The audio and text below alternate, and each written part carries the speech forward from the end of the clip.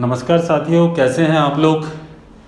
आज फिर से आपके सामने हाजिर हूँ कुछ आपकी साथ कुछ मशवरा करने के लिए, आपकी कुछ टेंशनों को दूर करने के लिए, आपका कुछ हाथ बटाने के लिए, आपकी परेशानियों में से कुछ परेशानियाँ अपनी ओर खींच लेने के लिए आज मैं आपके सामने हाजिर हूँ।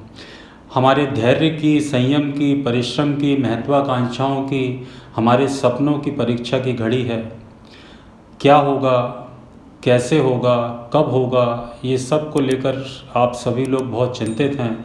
और चिंतित होना स्वाभाविक भी है कि कब होगा, क्या होगा, होगा भी या नहीं होगा, क्या हम सब रहेंगे, क्या हम सब जीवित रहेंगे या हम सब मर जाएंगे, या कुछ लोग जीवित रहेंगे कुछ लोग मर जाएंगे। ये एक बड़ी कॉमन सी चिंता का विषय है और हम सभी लोग इस पर कहीं ना कहीं दिन भर में आजकल बात ज़रूर कर रहे हैं। जो बचेंगे वो क्या करेंगे, जो चले जाएंगे वो तो चले जाएंगे, लेकिन कुछ जीवित भी रहेंगे कि सब मर जाएंगे, जो जीवित रहेंगे वो क्या करेंगे। ये सब चीज़ें हमारे दिलो दिमाग में दिन भर हमें परेशान करती हैं। और इन प्रश्नों का जवाब न तो हमारे पास है न किसी और के पास है।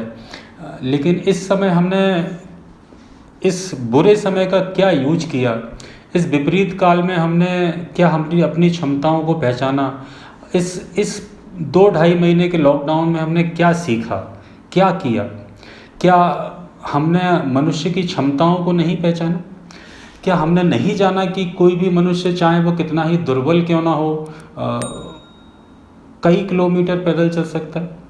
हमने साक्षात उदाहरण देखे, कई हजारों व्यक्ति कई हजार किलोमीटर चलकर अपने घर पहुँचे।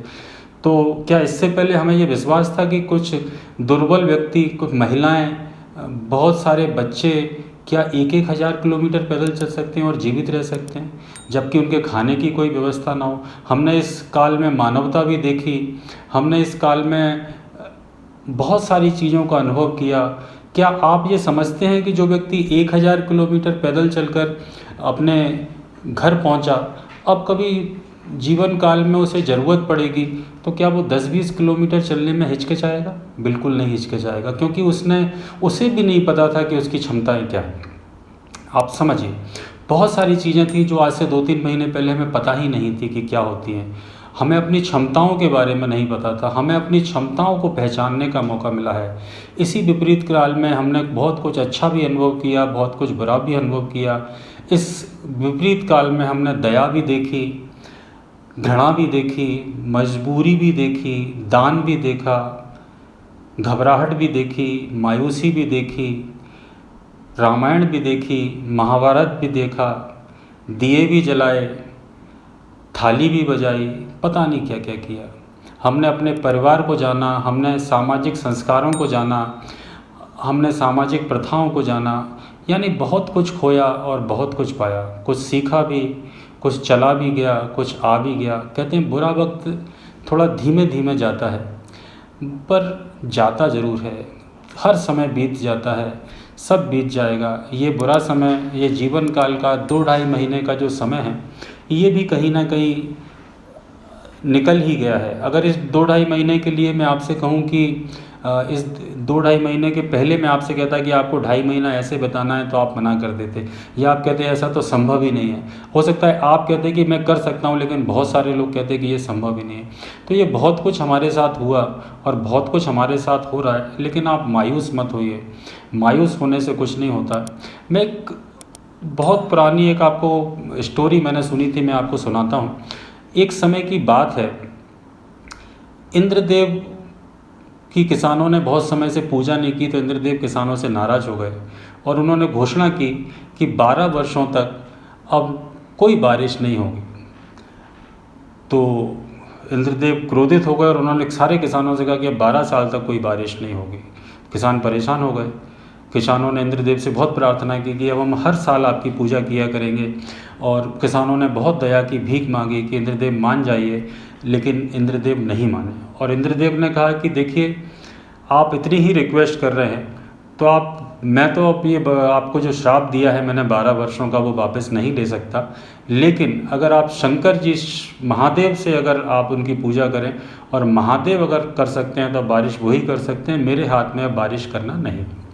तो दूसरी ओर इंद्रदेव ने सारी हकीकत भगवान शिव को भी बता दी और इंद्रदेव ने सिफारिश करके भगवान शिव को, भगवान महादेव को राज़ी कर लिया कि हे महादेव, अब आप 12 साल तक डमरू नहीं बजाना। तो भगवान महादेव ने इंद्रदेव से कहा कि तुम कहते हो तो ठीक है, मैं 12 साल तक अब डमरू नहीं बजाऊंगा, क्योंकि महादेव डमरू बजाते हैं तो बारिश हो जाती है। तो महादेव ने कहा मैं 12 साल तक डमरू नहीं बजाऊंगा। अब इसके बाद किसानों ने, इंद्रदेव ने तो किसानों की नहीं सुनी, तो किसान सीधे महादेव की प्रार्थना करने लगे। महादेव प्रकट हुए और किसानों ने कहा महादेव से कि हे महादेव, हमारी रक्षा कीजिए।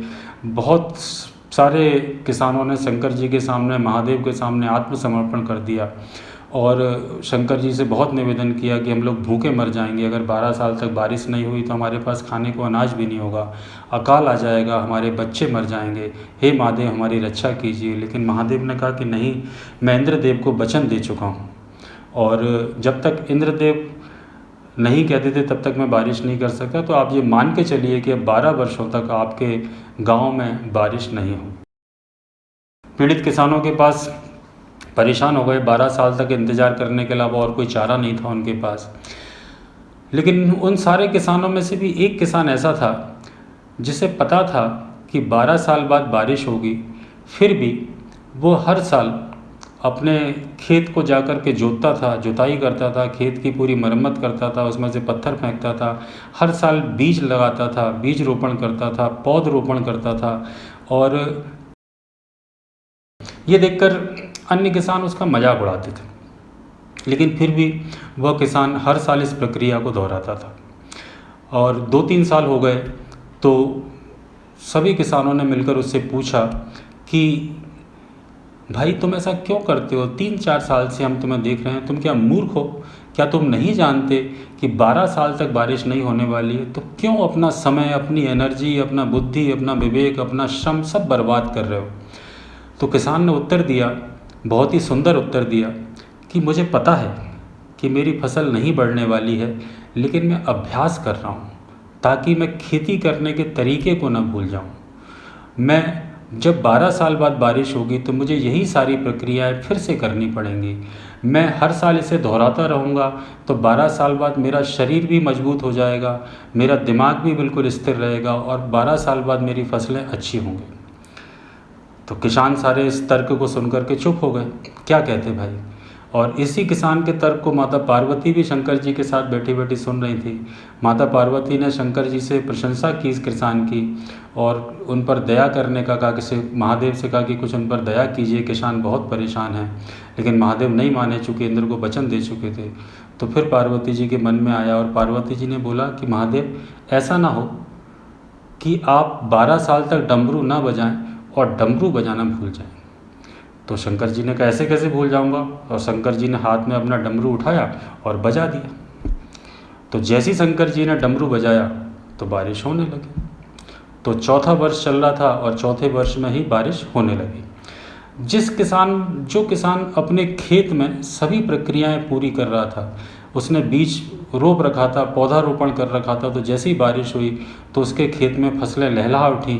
बाकी सारे किसान निराश होकर के बैठे रहे, क्योंकि उन्होंने तो कोई तैयारी की नहीं थी।